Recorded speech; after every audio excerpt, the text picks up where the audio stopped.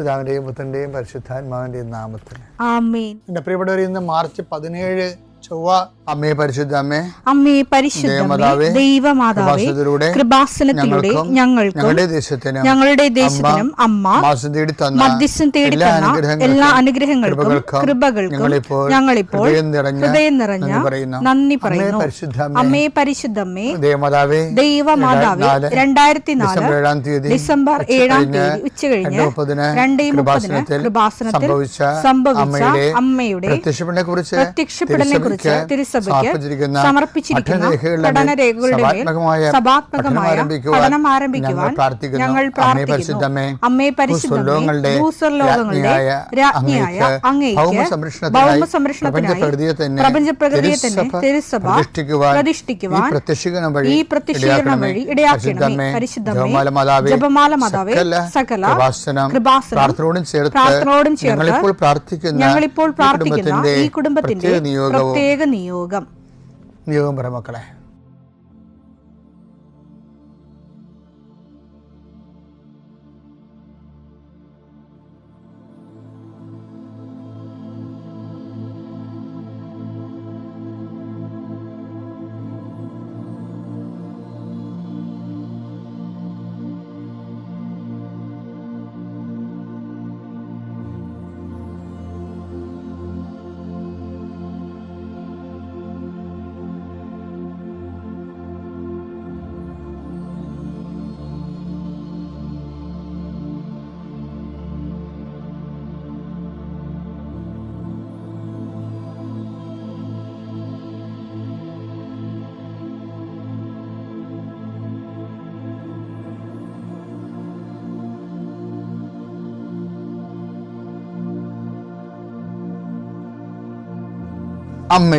അമ്മയുടെ പ്രത്യക്ഷീകരണത്തിന്റെ ഈ അനുഗ്രഹവേളയിൽ ഞങ്ങൾക്ക് സാധിച്ചു തരുവാൻ കനിയണമേ. ആമേൻ. വിശ്വാസ പ്രമാണം. സർവശക്തനായ പിതാവും ആകാശത്തിന്റെയും ഭൂമിയുടെയും സൃഷ്ടാവുമായ ദൈവത്തിൽ ഞാൻ വിശ്വസിക്കുന്നു. അവിടുത്തെ ഏകപുത്രനും ഞങ്ങളുടെ കർത്താവുമായ ഈശോമിശിഹായിലും ഞാൻ വിശ്വസിക്കുന്നു. ഈ പുത്രൻ പരിശുദ്ധാത്മാവിനാൽ ഗർഭസ്ഥനായി കന്യകാമറിയത്തിൽ നിന്ന് പിറന്ന് പൊന്തിയോസ് പീലാത്തോസിന്റെ കാലത്ത് പീഡകൾ സഹിച്ച് കുരിശിൽ തറയ്ക്കപ്പെട്ട് മരിച്ച് അടക്കപ്പെട്ട് പാതാളങ്ങളിൽ ഇറങ്ങി മരിച്ചവരുടെ ഇടയിൽ നിന്ന് 3-ാം നാൾ ഉയർത്ത് സ്വർഗത്തിലേക്ക് എഴുന്നള്ളി സർവശക്തിയുള്ള പിതാവായ ദൈവത്തിന്റെ വലതുഭാഗത്തിരിക്കുന്നു. അവിടെ നിന്ന് ജീവിക്കുന്നവരെയും മരിച്ചവരെയും വിധിക്കുവാൻ വരുമെന്നും ഞാൻ വിശ്വസിക്കുന്നു. പരിശുദ്ധാത്മാവിലും ഞാൻ വിശ്വസിക്കുന്നു. വിശുദ്ധ കത്തോലിക്കാ സഭയിലും പുണ്യവാന്മാരുടെ ഐക്യത്തിലും പാപങ്ങളുടെ മോചനത്തിലും ശരീരത്തിന്റെ ഉയർപ്പിലും നിത്യമായ ജീവിതത്തിലും ഞാൻ വിശ്വസിക്കുന്നു. ആമേൻ. സുഖസ്ഥനായ ഞങ്ങളുടെ പിതാവേ, അങ്ങയുടെ നാമം പൂജിതമാകണമേ. അങ്ങയുടെ രാജ്യം വരണമേ. അങ്ങയുടെ തിരുമനസ് സ്വർഗത്തിലെ പോലെ ഭൂമിയിലും ആകണമേ. അന്നു വേണ്ടുന്ന ആഹാരം ഇന്ന് ഞങ്ങൾക്ക് തരണമേ. ഞങ്ങളോട് തെറ്റ് ചെയ്യുന്നവരോട് ഞങ്ങൾ ക്ഷമിക്കുന്നത് പോലെ ഞങ്ങളുടെ തെറ്റുകൾ ഞങ്ങളോടും ക്ഷമിക്കണമേ. ഞങ്ങളെ പ്രലോഭനത്തിൽ ഉൾപ്പെടുത്തരുതേ, തിന്മയിൽ ഞങ്ങൾ രക്ഷിക്കണമേ. ആമേൻ. നന്മ നിറഞ്ഞ മറിയമേ, സ്വസ്തി. കർത്താവ് അങ്ങയുടെ കൂടെ സ്ത്രീകളിൽ അങ്ങ് അനുഗ്രഹിക്കപ്പെട്ടവളാകുന്നു. അങ്ങയുടെ ഉദരത്തിൻ ഫലമായി ഈശോ അനുഗ്രഹിക്കപ്പെട്ടവനാകുന്നു. പരിശുദ്ധ മറിയമേ, തമ്പുരാന്റെ അമ്മേ, പാപികളായ ഞങ്ങൾക്ക് വേണ്ടി ഇപ്പോഴും ഞങ്ങളുടെ മരണസമയത്തും തമ്പുരാനോട് അപേക്ഷിക്കണമേ. ആമേൻ. കർത്താവേ, നിന്റെ ഉന്നതമായ നാമത്തിന് സ്തോത്രം ചെയ്യുന്നു.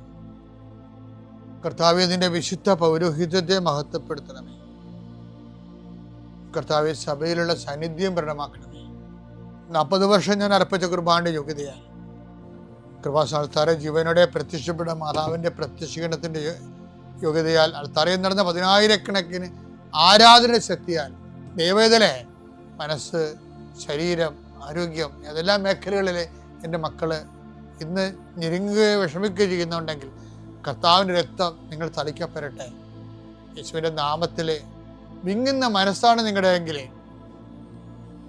സാമ്പത്തിക തകർച്ച ഉള്ളത് കാരണം, ചെയ്തുകൊണ്ടിരിക്കുന്ന കാര്യങ്ങൾ മുടങ്ങിപ്പോയത് കാരണം, വരുമാന സ്രോതസ് അടഞ്ഞു പോയത് കാരണം, പഠിക്കേണ്ട കാര്യങ്ങളും വിസ പ്രോസസ്സിങ്ങും നാട്ടിലുള്ള പരീക്ഷകളും ടെസ്റ്റുകള് പരീക്ഷ ഫലങ്ങൾ പ്രതീക്ഷിക്കുന്നവരെ,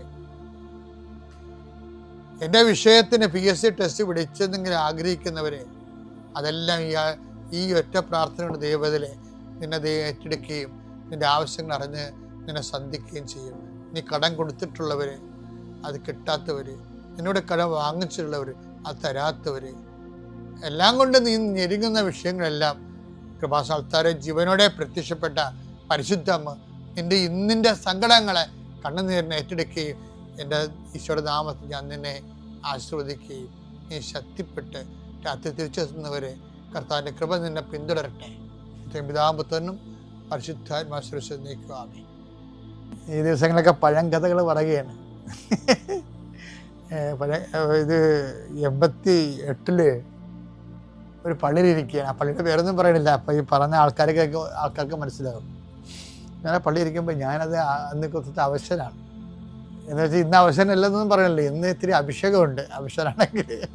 അപ്പോൾ അന്നെന്ന് പറയണത് അത്രയും അഭിഷേകമൊന്നും ആയിട്ടില്ല.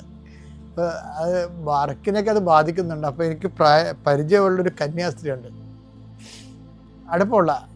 എന്നുവെച്ചാൽ അവർ ഹെഡ് മാസ്റ്ററാണ്, റിട്ടയർ ആയതാണ്, ഇപ്പോൾ വിശ്രമ ജീവിതമാണ്. അപ്പോൾ എന്നോട് പറയും, എൻ്റെ കൊച്ചച്ച എന്നാ കോലമാണിത്.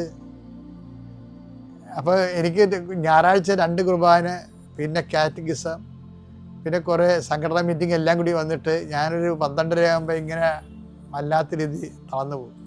അപ്പോൾ എന്നോട് പറയും, ഊണ് കഴിക്കണം ഞാൻ മഠത്തിൽ ചെന്ന്. അപ്പോൾ മഠം ചെല്ലുമ്പോൾ ആ കന്യാസ് എനിക്കൊരു സൂപ്പ് തരും, പ്രത്യേകം ഉണ്ടാക്കിയ നല്ല സൂപ്പാണ്, കുറച്ച് ബലം കിട്ടും. അപ്പോൾ ഒരു ദിവസം ഞാൻ കന്യാസ്ത്രീയുടെ അടുത്ത് ചെല്ലുമ്പോൾ ആ അമ്മ ഇരുന്നുകൊണ്ട് ഇല തിന്നുകയാണ്. അതൊരു ഒരു ചെടിയുടെ ഇല തിന്നുക. അപ്പം അവർ പൊട്ടിക്കോയിൽ വരാന്തയിൽ കസര വരച്ചിട്ട് ഈ അതിൻ്റെ മുകളിൽ വരാന്തയിൽ തൂങ്ങിക്കിടക്കുന്ന ഒരു വള്ളിച്ചെടിയുണ്ട്. അമ്മേന്നാണ് ഇല പിറക്കി തിന്നണത്. അപ്പം ഞാൻ ചോദിച്ചാൽ, അമ്മ ഇത് എന്നാ ഇലയാണ് ഇത്? അപ്പം എന്നോട് ചക്കരകൊല്ലി ഇലയാണ് അച്ഛാ ഇത്. എന്തിനാണ്? എനിക്കിത്തിരി ലേശം ഷുഗറൊക്കെ ഉണ്ടല്ലോ, അതുകൊണ്ട് ഞാൻ ചക്കരകൊല്ലി ഇല തിന്നുകയാണ്. അത് ഓക്കെ. അപ്പം ഞാൻ ആദ്യമായിട്ട് കേൾക്കണത് ഇങ്ങനെ ഷുഗറുകാർക്ക് ചക്കരകൊല്ലി ഇലയൊക്കെ തിന്നാം. പഴയ തലമുറ അങ്ങനെ കഴിച്ചിരുന്നു, ഇപ്പം കഴിക്കുന്നുണ്ടോയെന്ന് അറിയത്തില്ല. ഇപ്പം ഷുഗറുകാർക്ക് ഇപ്പോൾ എല്ലാവരും ഇപ്പോൾ ഈ മധുരക്കിഴങ്ങ് വെച്ച് പിടിപ്പിക്കുകയല്ലേ. ഏതോ ഒരു മാസികയിൽ മധുരക്കിഴങ്ങ് ഷുഗറിന് നല്ലതാണെന്ന് പറഞ്ഞിട്ട് ആൾക്കാർ ഇപ്പോൾ പലയിടത്തും ഞാൻ കണ്ട് മധുരക്കിഴങ്ങ് വെച്ച് പിടിപ്പിച്ചിട്ട് ഷുഗർകാർ പ്രത്യേകിച്ച് ചെയ്യാൻ പറ്റുമെങ്കിൽ ചെയ്യട്ടെ, നല്ലതായിരിക്കും. അപ്പോൾ അത് കാലം മാറിയപ്പോൾ ഒരു ഐറ്റം വന്നതാണ്. വേറെ രസമുണ്ടെന്ന് ഈ കന്യാസ്ത്രീയുടെ അടുത്ത് ഞാൻ വേറൊരു ചെല്ലുമ്പോണ്ടല്ലോ, അന്നൊരു അടിയുന്ന ഏതോ കന്യാസ്ത്രീയുടെ ബർത്ത്ഡേ ആയിരുന്നു അവിടെ. അപ്പോൾ ഈ അമ്മ ഹലുവായും ലഡുവും തിന്നണം. എനിക്ക് വല്ലതും പറയാൻ പറ്റുമോ? അപ്പം ഒരാൾ തന്നെ പരസ്പര വിരുദ്ധമായ 2 കാര്യങ്ങൾ 2 സമയത്ത് ചെയ്യുമ്പോൾ ഞാനൊന്നും പറഞ്ഞില്ല. നല്ല പ്രായമുള്ള കന്യാസ്ത്രീയല്ലേ, എന്നോട് വേണ്ട വലിയ ഇഷ്ടമാണ്. മക്കളെ, ഇത് കേട്ടപ്പോൾ നിങ്ങൾക്ക് തോന്നിയത് ഇത് ഒരു രസത്തിന് ഇൻഫർമേറ്റീവാണ്. ഇൻഫർമേറ്റീവ് അല്ല, ഇതിലൊരു വചനമുണ്ട്. പ്രത്യേകിച്ച് നമുക്ക് ശ്രദ്ധിക്കേണ്ടത് ഐസയ 64:6 നോക്കിയേ. ഞങ്ങൾക്ക് രക്ഷ കിട്ടുമോ? അതാണ് വിഷയം. ഈ പുണ്യവും പാപവും ഒരുമിച്ച് ചെയ്താലുള്ള കുഴപ്പം എന്താ? ഈ ലഡുവും ചക്കരവല്ലി ഇലയും കൂടി ഒരുമിച്ച് കഴിച്ചാലുള്ള കുഴപ്പം എന്താണ്? ഞങ്ങൾക്ക് രക്ഷ കിട്ടുമോ? എന്താണ് കാര്യം? ഞങ്ങൾ അശുദ്ധനെ പോലെയും ഞങ്ങളുടെ സൽപ്രവൃത്തികൾ മലിനവസ്ത്രം പോലെയുമാണ്. സൽപ്രവൃത്തികളാണ് ചെയ്യണതെങ്കിൽ എന്താ പറ്റി?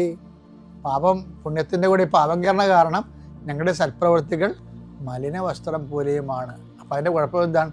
ആ രക്ഷയെ അത് ബാധിക്കുമെന്നാണ്. മനസ്സിലായില്ലേ? അപ്പം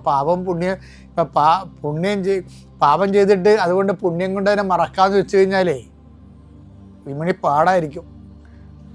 അബോർഷനും തോന്നിയവാസവും വ്യക്തിപരമായ താല്പര്യങ്ങൾക്ക് വേണ്ടി കൂതാശകൾ വെട്ടിമുറിച്ച് വീട്ടിൽ പോയി നിൽക്കുകയും ഇങ്ങനെ അഭ്യാസങ്ങളൊക്കെ കാണിച്ചാലേ പിന്നെ എന്തെങ്കിലും ആതുര സേവനവും കിട്ടുന്ന ശമ്പളം കൊണ്ട് പാദം കൊടുക്കാവുന്ന അല്ലെങ്കിൽ എന്നൊക്കെ വിചാരിച്ചാലേ ഞങ്ങളുടെ സൽപ്രവൃത്തികൾ എന്ത് പറ്റുമോ? അതിനെ മല്ലമായ വസ്ത്രങ്ങൾ പോലെയാണ്. ഇല പോലെ ഞങ്ങൾ കൊഴിയുന്നു, കാറ്റെന്ന പോലെ ഞങ്ങളുടെ അകൃത്യങ്ങൾ ഞങ്ങളെ പറപ്പിച്ചു കളയുന്നു. ഓക്കെ അല്ലേ? ഇതാണ് അവസ്ഥ. അപ്പം പുണ്യമായിട്ട് തന്നെ പോകാൻ നോൻപ് കാലത്ത് പ്രത്യേകം ശ്രദ്ധിക്കണം. പാപപ്രവർത്തികളുടെ എണ്ണം കുറച്ചില്ലായ്മ ചെയ്യണം. പിതാവിൻ്റെയും പുത്രൻ്റെയും പരിശുദ്ധാത്മാവിൻ്റെയും